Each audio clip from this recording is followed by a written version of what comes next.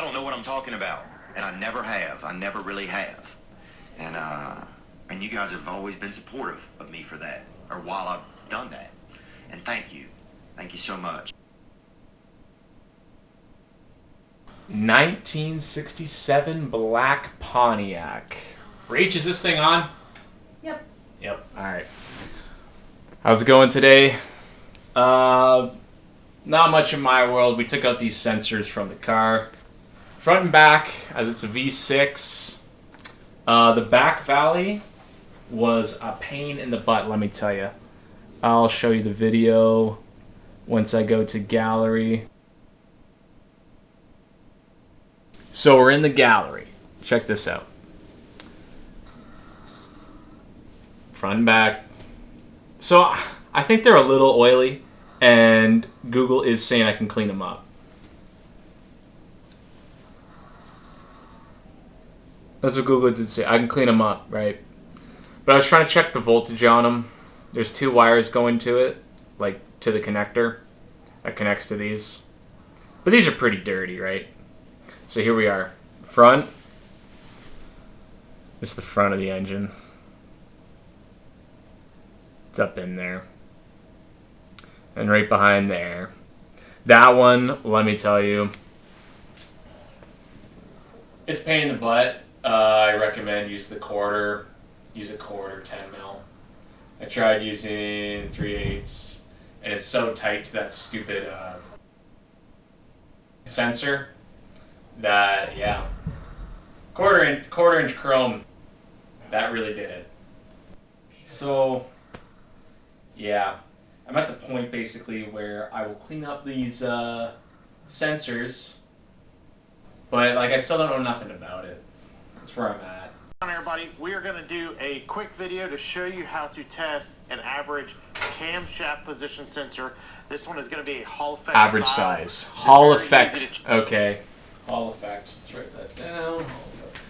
You guys keep watching. I'll listen. Check. You don't need to worry about having any special tools. As you can see, we're checking with the multimeter. We are using our 5-volt supply box just because we're testing on the bench. You could do the same thing in 5-volt supply box. using the vehicle's harness and supplying power to the system. First thing you need to do is figure out the schematic layout for your cam position sensor. On a Hall effect, you're going to have 3 wires. Typically, it's a supply, ground, and signal. So for ours, pin 1 right here is our 5-volt supply. What if you don't have a Hall effect sensor? But I think it pretty much is a Hall effect sensor, right? Because it's the metal transferring to the thingamajigger to the ground side. Pin 2 is ground. Pin 3 is our signal. Now, these are magnetic. As you can kind of hear it sucking that in there. The way that these work is as the tone wheel comes around, it's going to pick up this magnet on the tone wheel inside the engine, and it's actually going to pull this sensor to ground.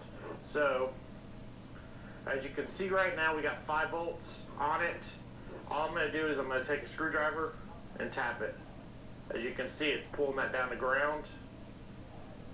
So that indicates that you have a good camshaft position sensor. Now, the most in-depth would be that you'd want to do this with an oscilloscope. If you don't have an oscilloscope and all you have is a multimeter, that's how you're going to do it. If all you have is a $3,000 multimeter. Okay, so what I got to do with these, right? The connector will come in. There's 2 prongs in here. I guess I'm going positive to ground, and then this will be my ground. The screwdriver hitting it will be the ground as the camshaft passes by it. So once I get these cleaned up, they might still work. But I got to do what this guy did, right? Test them before I put them back in. But that was not fun. You don't have a screwdriver, metal object, same thing. It's just going to bring it to ground. That's how you're going to test a 5-volt supplied Hall effect camshaft position sensor. I hope this helps in your diagnostic process. Let me know what you guys think, and have a good one. Also, Jerhead, that was freaking awesome. Jerhead's Garage. Actually, I did learn a lot listening to that guy because I didn't know that.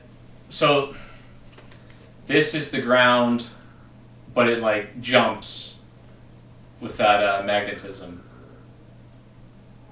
Something like that. I don't know. If you got a really good explanation for that, let me know. Is this one even the Hall effect sensor? Why don't we just search it up? All hail Google. What type of sensor is in a 2006 Toyota Highlander 3.3 liter engine? A 2006 Toyota Highlander with uses several key sensors, primarily dude, your AI. Upstream / air fuel ratio and downstream. Okay.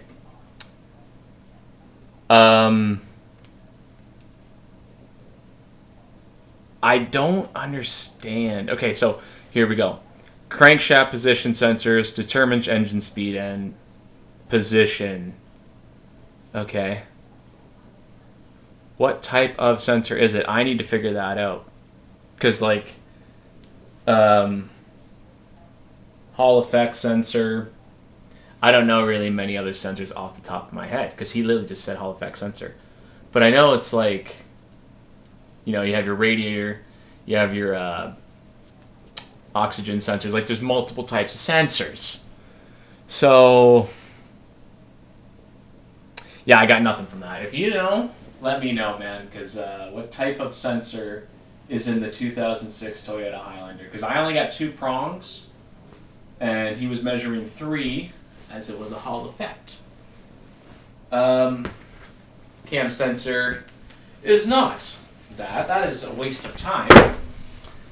I'm still frustrated about this. I will, after this, clean up these little sensors, stuff them back in. If that doesn't work, then we're going all new. I should probably go all new before I worry about putting them back in, but it's literally just one 10mm bolt, and then it's in. The back one is hard, and the weird thing too is, I will say about these sensors, this back one, it has way more crud on it than the front, right? V6, so 3 and 3. Which is weird. I guess I will say this though, the motor does kind of lean back, maybe in the engine bay. I don't know. Yeah. Anyways, finish this off with my day.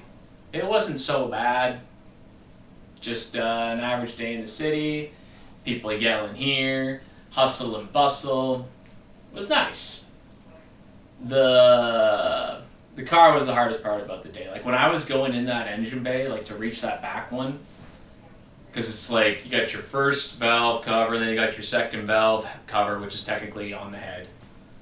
And that back one you can't see, and then there's like all those hoses in there that are solid. They're not even like just rubbery ones, just, you know, get in there and you'll work your way around. Nah, man, they're solid. So like you got to use that quarter inch socket wrench. That worked with a deep socket too. I couldn't. Shallow's too long, or shallow's not going to work because you got to get past like the sensor connector. So the 10 mil's got to be a deep socket, straight on that wrench. That's what worked for me. Hands got beat up. Didn't rack up my neck though. Like I said, I was literally like flipping in this thing just to get an eye on it. Yeah. Anyways, hope you guys have a good day. Hope you learned something. Yeah, bye.